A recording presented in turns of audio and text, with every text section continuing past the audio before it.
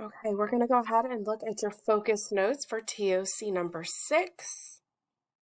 I have the essential question up there. And as always, guys, if you need to go ahead and you need to pause the video at any time, please make sure that you're pausing the video so that you can have enough time to write down anything that you need to write down.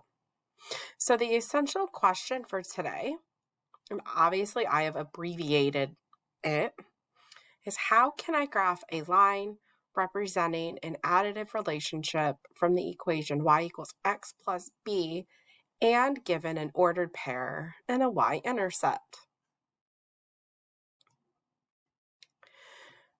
So we want to talk about, we're still looking at y equals mx plus b.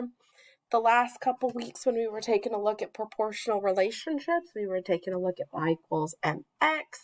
Today we're really going to focus on, and for the next few classes, y equals x plus b, what I have here in our objective and in our essential question. So in the equation y equals mx plus b, the b stands for the y-intercept. And then this is where your line crosses the y-axis.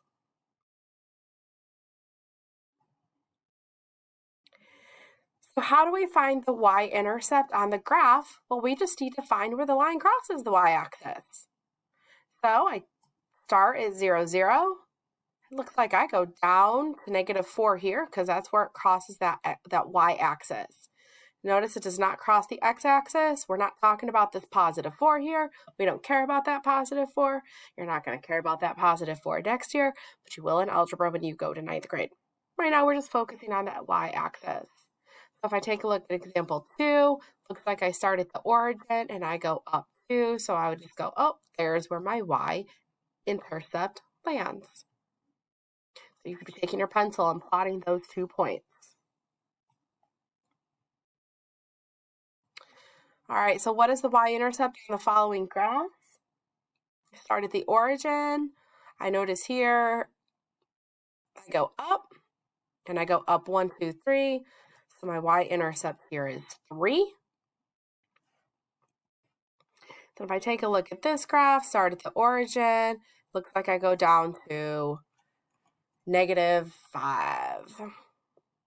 Again, we're not worrying about what lands on the the x-axis. We're only focusing on that y-axis. Okay, I have the third example, start at the origin. It looks like this crosses at -2. Take a look at this example. It looks like I go up 5, so going up leaves me with a positive y-intercept. All right, so in example 1, I want to talk about, well, what is my y-axis? So it looks like what is my y-intercept? I start at the 0, 0, the origin. I go down to -4. So how would we put that in an equation? Well, we want to start off with y equals. And we want to say x because we're not talking about slope anymore. So we're going to pretend that there's that imaginary 1 in front of the x. So we're going to say x, and because that we went down, we know that that's going to say minus, and it crossed at 4.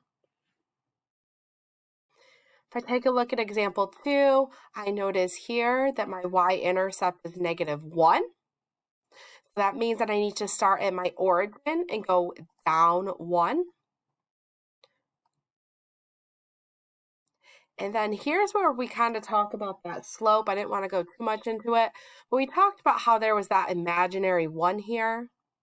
All right, so that means what we need to do is we want to talk about, well, rise over run. You guys remember rise over run? So if that's a 1 there, we need to do 1 over 1. And that top number, because it's positive, says we go up 1. The positive in the denominator says we go to the right 1, so up 1, over 1, up 1, over 1, up 1, over 1, Okay, I have to erase the drawing, but I do have this little handy dandy line there that I already created. So I go up 1 over 1, up 1 over 1, up 1 over 1. All right, and then I want to talk about, well, which graph shows a y-intercept of 4 and passes through the origin 1, 5. I already have all the work on here for you. So I'm going to take this x out of the way. Okay. So we notice that this has a y-intercept of 4. So if you take a look at both of them, we notice that we start at the origin and go up to 4.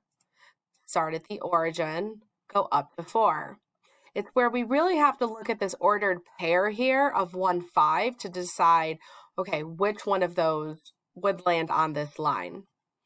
So take my point, start at the origin, we go to the right one, up 5,